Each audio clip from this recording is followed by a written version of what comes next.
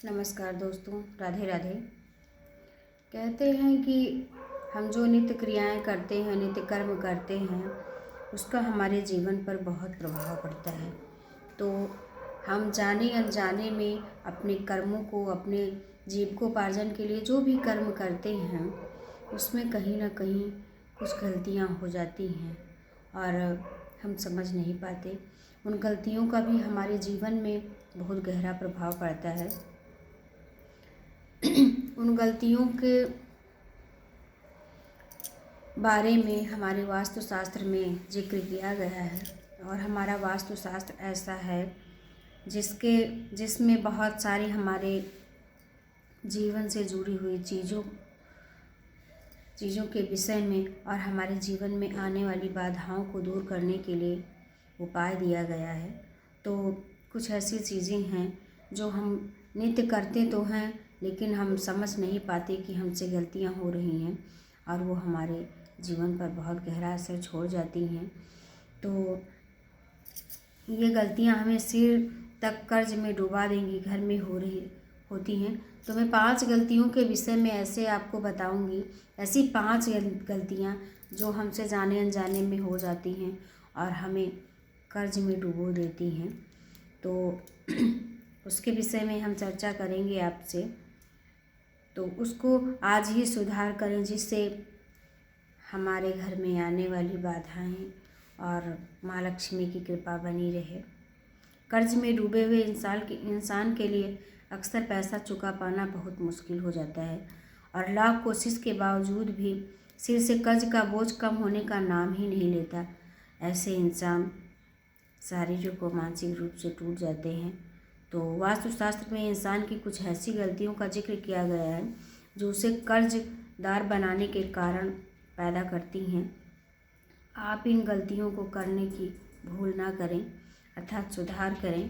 तो नंबर 1 है, वास्तु के अनुसार घर के मुख्य द्वार से माँ लक्ष्मी का आगमन होता है।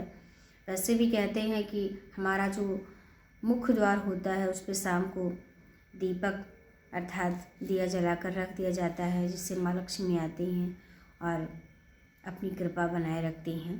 तो पहला ये है कि मुख्य द्वार से माँ लक्ष्मी का आगमन होता है, इसलिए दरवाजे पर कूड़ेदान या गंदगी बिल्कुल न रखें। ऐसा करने वाले लोग हमेशा कर्ज में डूबे रहते हैं। और वैसे भी घर के मुख्य द्वार पे कोई आ गया या वैसे भी कूड़ा या करकट या और गंदगी अगर हमारे द्वार पे रखी हुई है तो उससे नकारात्मक ऊर्जा आती है, जिससे हमारा परिवार या हमारे ऊपर, हमारे स्वास्थ्य पे या हमारे घर पे इत्यादि हानि होती है। और दूसरा है, बिस्तर पर बैठकर भोजन करने से भी हमारे घर की लक्ष्मी रूठ जाती है। कहते हैं कि बिस्तर पर बैठकर भोजन करना हमारे शास्त्रों में वर्जित है और इससे आदमी कर्जदार बन जाता है। और इसीलिए हमेशा हमें ज़मीन पर बैठकर भोजन करना चाहिए। और ज़मीन पर बैठकर भोजन करने से हमारे स्वास्थ्य में भी लाभ होता है।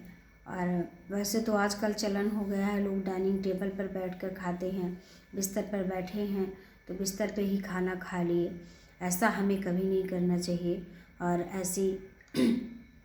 ऐसा करने से भी हमारे घर में धन का नाश होता है और हमारे ऊपर कर्ज बढ़ता है।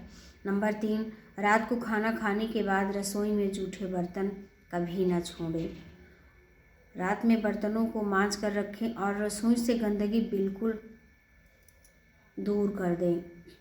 अर्थात रात में महिलाएं, पहली चीज़ तो ठंडी का महीना है या वैसे भी रात में लेट, अब आजकल की दिनचर्या बिल्कुल चेंज हो गई है, तो रात में लोग खाना लेट खाए, उसके बाद जल्दी जल्दी खा के अपना वैसे ही बर्तन छोड़कर, किचन वैसे गंदा छोड़कर सो जाते हैं। ये होता है कि सुबह अपना सब काम करेंगे, लेकिन ऐसा हमें नहीं करना चाहिए। इससे हमारे परिवार पर बहुत गलत असर पड़ता है, इससे निगेटिविटी आती है।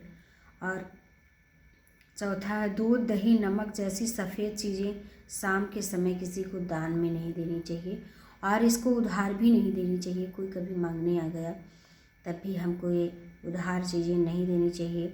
ये गलतियाँ आदमी को आर्थिक रूप से तंग बना देती हैं। और नंबर 5 है, सूर्यास्त के बाद घर में झाड़ू ना लगाएं। ऐसा करने से माँ लक्ष्मी का अनादर होता है। ज़रूरत पड़ने पर ऐसा करना पड़े तो कूड़ा घर के किसी कोने में इकट्ठा कर दें। कभी कभी हमारे घर में छोटे बच्चे हैं या गलती से हमसे कोई सामान गिर गया, फैल गया, बिखर गया, तो हमें मजबूरी में उसको समेटना पड़ता है।